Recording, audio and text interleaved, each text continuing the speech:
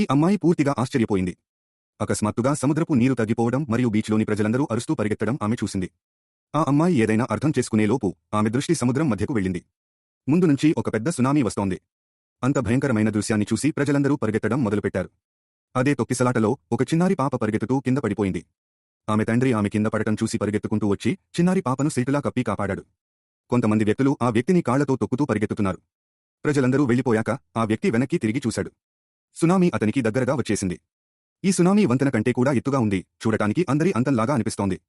వంతెనపై ఉన్న ప్రజలందరూ పరిగెత్తేలోపే సునామీ బారిన పడ్డారు. ఒక పెద్ద అల నగరాన్ని ఢీకొట్టింది. మరుక్షణంలో మొత్తం నగరం సునామీ బారిన పడింది.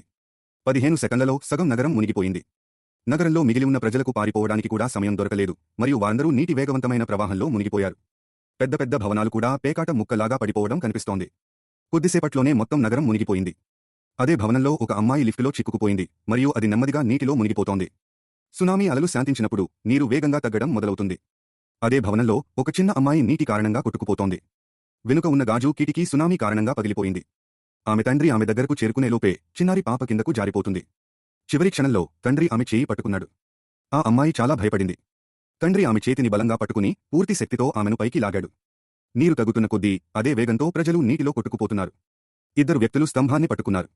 అప్పుడే వారి దృష్టి ఒక ట్రాన్స్ఫార్మర్పై పడింది. అందులో 11,000 వోల్టుల కరెంటు ప్రవహిస్తోంది. అది నీటిలో పడగానే చుట్టుపక్కల ప్రజలందరూ విద్యుత్ కారణంగా చనిపోయారు. కానీ ఆ ఇద్దరు వ్యక్తులు బయటపడ్డారు, ఎందుకంటే వారు ఇద్దరూ స్తంభం ఎక్కారు. మరోవైపు భవనంలో లిఫ్ట్ డోర్ను ఒక వ్యక్తి తెరుస్తాడు. దాంతో లిఫ్టులో చిక్కుకున్న ఆ మహిళ ప్రాణాలతో బయటపడుతుంది. ప్రమాదం ఇంకా ముగియలేదు. మరోవైపు వంతెనపై ఒక వ్యక్తి తప్పిపోయిన తన చిన్నారి పాప కోసం వెతుకుతున్నాడు. అప్పుడే అతని దృష్టి పైకి వెళ్తుంది. వంతెనపై ఒక పెద్ద కంటైనర్లతో నిండిన ఓడ ఇరుక్కుని ఉంది. అకస్మాత్తుగా ముందు నుంచి వస్తున్న తీగ కారణంగా ఒక అమ్మాయి ప్రాణాలు కోల్పోతుంది.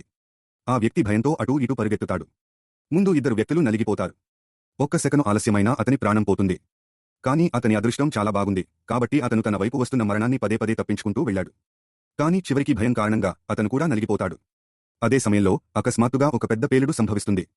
పేలుడు కారణంగా కొన్ని కంటైనర్లు నగరం భవనాలను నాశనం చేస్తాయి. అంతకంటే ఆశ్చర్యకరమైన విషయం ఏమిటంటే కొంతమంది వ్యక్తులు ఇప్పుడే ఒక విపత్తు నుండి తమను తాము కాపాడుకుంటున్నారు. అప్పుడే అకస్మాత్తుగా ముందు నుంచి మరొక పెద్ద సునామీ వస్తుంది. ఈసారి దాని ఎత్తు మునుపటి సునామీ కంటే రెండింతలు ఉంది. సునామీ ఈసారి మొత్తం నగరాన్ని మింగేసింది.